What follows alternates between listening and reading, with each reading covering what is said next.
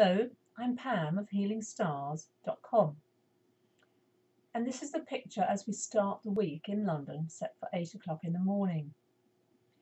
We have at the moment a conjunction of Mars and Venus, the two lovers, in the first sign of the zodiac, Aries. And here they are, rising in the sky. You won't see them because the light of the sun will obliterate them, but at sunset, an hour after sunset, you will see Venus in the night sky because she's the diamond in the sky. And you might have noticed, if you've had a clear night, the moon above Venus and Mars. That occurred on Friday, Saturday. Anyhow, the story of Mars is a very major story this month. Just February and March, because Mars will move through Aries from the 20th of February to the 31st of March. Mars is now in its home sign, where it's strong. Mars is anger, war, but also our drive, our inner warrior, how we get our needs met. It's a very important principle. It's life force energy in Aries. It's the beginning of new things, to be bold, to go where no man has been before. Only today I saw a news item about people going in a raffle, basically, live TV, to go to Mars, literally, to travel to Mars in maybe, the next 10 years. And there's no coming back. So what does it take to go on that kind of a journey? Huge amount of courage, if not bravado. Who knows if it will really happen? Coming back to the reality, the sun is now in Pisces. It travels roughly 1 degree a day. So it's quite easy to look and go, oh, it's close to Neptune in about 3 days' time. But as we start the week, the sun in Pisces, very sensitive, very imaginative, very creative energy, Pisces.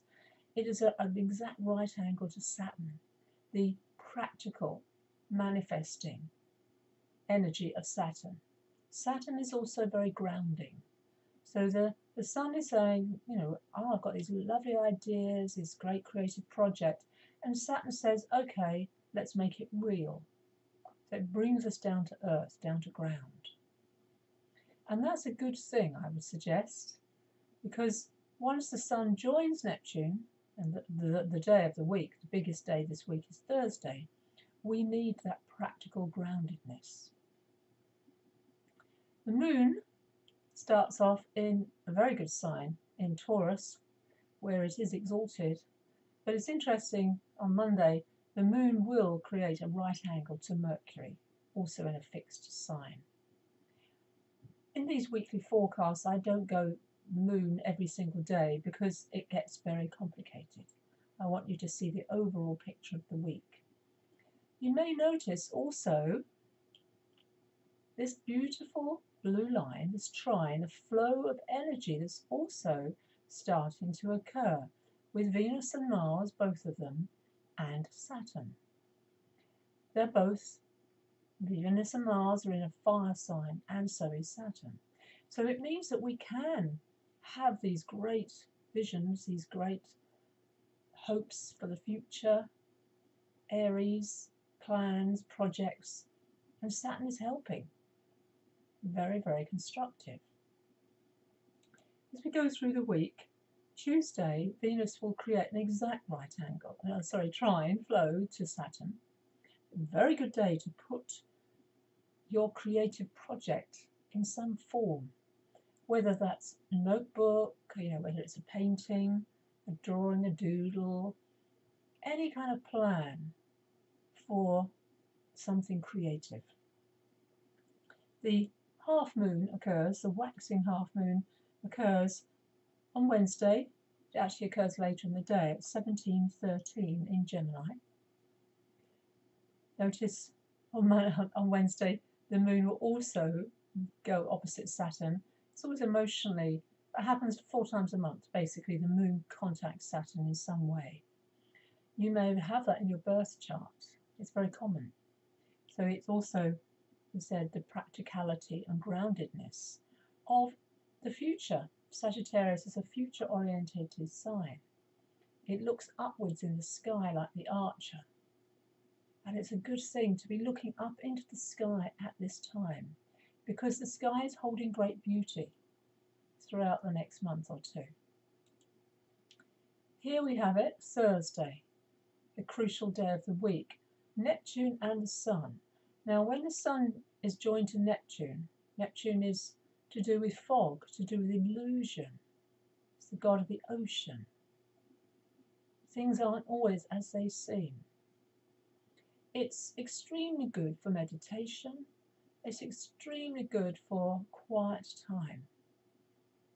However, big however, you can be deluded. The confidence trickster is very much the magician, the Sun, Neptune. Now you see it, now you don't. Not a good day to sign a contract, truly, especially if you are a water sign. You need that kind of logical masculine energy, which is so extremely important before going ahead with something. Also, notice on Thursday, Mercury, the communicator, is right opposite. It's moving to come opposite Jupiter, the big picture. So the big picture, the small picture, the detail are in opposition. That's moving, it's quite fast. So you might have a great idea, but it's best to wait a few more days before, as I said, committing. You have Friday. Here, Jupiter is, notice also this picture is moving. Jupiter and Uranus are joining now in a trine. That's also very, very creative energy, originality, big things, good ideas. But what's going on here is there's a letting go aspect. It's called an inconjunct of Jupiter and Pluto. Pluto is plutocracy. Pluto is power. It's in this earth sign of Capricorn, ambition. Jupiter in Leo is saying, yeah, look at me, I'm the king of the castle. So a big, bold publishing adventure, which is very Leo-like, or drama, is being confronted by this very deep, dark, plutonic energy, unconscious energy. So letting go maybe of too many goals can create a lot of stress, so that could be very stressful, especially in business terms. The energy then moves from Friday, and that kind of tension between Jupiter and Pluto, as you can see, it's going to hold its own for at least another week. It's not just a one-day event. The Saturday is not a huge amount going on Saturday, but coming to Sunday, here we have a very good connection of Mercury to Uranus. Here it's at 14 degrees Aquarius, and Uranus is at 14 of Aries. And that dotted blue line is called a sextile. It's a very good positive exchange of energy of Aquarius, which is an air sign, and Uranus in a fire sign. You think fire needs air, doesn't it, in order to have fire? That's what it needs, it's fuel. And that's the ideas that we have, communications we have, can be incredibly creative. And this, if you've been following Mercury, my webinar I did on Mercury retrograde, this is the third time that Mercury has made that connection. Inspired thinking, genius, even ideas that come out of the ether. Very, very positive, very creative. And this is when Mercury, you can see, is right opposite Jupiter. So it's a combination of the different flavour here of, air and fire. Air and fire, that's what you're seeing. And opposites do attract. Mercury is, the logical aspect, and Jupiter is the more intuitive aspect. And here they are in tension, but can be brought together by Uranus. Uranus in mythology was the original god, the creator god. And in the myth, his children, born of Gaia, Mother Earth, If they weren't perfect, he pushed them back inside her. You may ask yourself, do you have a creative project that you think isn't perfect enough? So you're pushing it back inside. Talking to someone today about creativity, when a woman gives birth to a child, it's a messy process. It's chaos. It's not all neat and clean and sweet and nice. And it's about recognizing that for any creativity, there will be some mess, there will be some chaos, but that letting go of everything being perfect is definitely the theme that follows throughout the week.